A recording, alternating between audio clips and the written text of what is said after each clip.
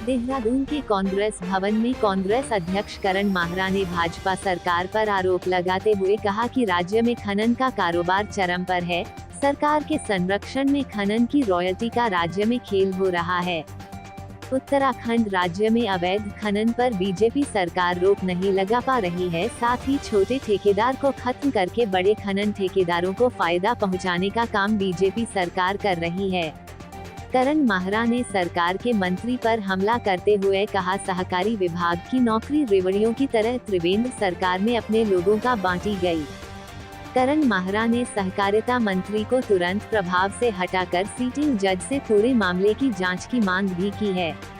राष्ट्रपति चुनाव में वोट नहीं डालने के लिए राजेंद्र भंडारी को नोटिस भेजा गया है। नेता प्रतिपक्ष ने यह नोटिस भेजा है।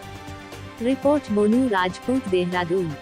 ये पीछे शांत रहिए। तो पहला विषय है जो उत्तराखंड के छोटे ठेकेदार हैं, उनकी कमर तोड़ने की कोशिश सरकार कर रही है और बीजेपी की सरकार लगातार जो रॉयल्टी पड़ती है उसको बढ़ा रही है। 2007 में इन्होंने 37 रुपये पड़ने वाली रॉयल्टी को 84 रुपये किया और 2017 में जैसे ही बीजेपी की सरकार दोबारा बनी, इन्होंने उस रॉयल्टी को रेते में 197 और पत्थर में उसको 194 रुपये कर दिया। और खनन का जो अवैध कारोबार चल रहा है उससे रेवेन्यू का जो लॉस हो रहा है उसको ठेकेदारों से वसूलने की तैयारी चल रही है।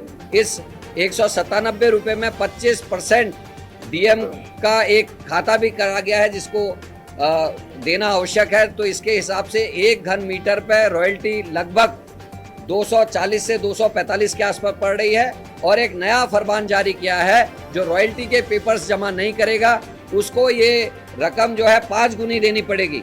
अभी तक व्यवस्था ये थी कि जितने घन मीटर ठेकेदार ने काम किया होता है उसकी रॉयल्टी सरकार, जितना रुपया सरकार ने तय किया उसके हिसाब से खुद काट लेती है। और अगर रॉयल्टी के पेपर जमा हो जाते हैं तो वो उस रॉयल्टी को वापस करती है, क्योंकि सरकार 2 बार रॉयल्टी नहीं काटती थी। ये एक गंभीर विषय है जिससे छोटे और मझोले जो ठेकेदार हैं उनकी कमर तोड़ी जाएगी और जो बाहर से आने वाले बड़े ठेकेदार हैं उनको लाभ प्रदान करने की नीयत से तथा जो अवैध खनन से जो राजस्व का नुकसान हो रहा है उसकी आपूर्ति भरपाई छोटे ठेकेदारों से करने की सरकार कोशिश कर रही है।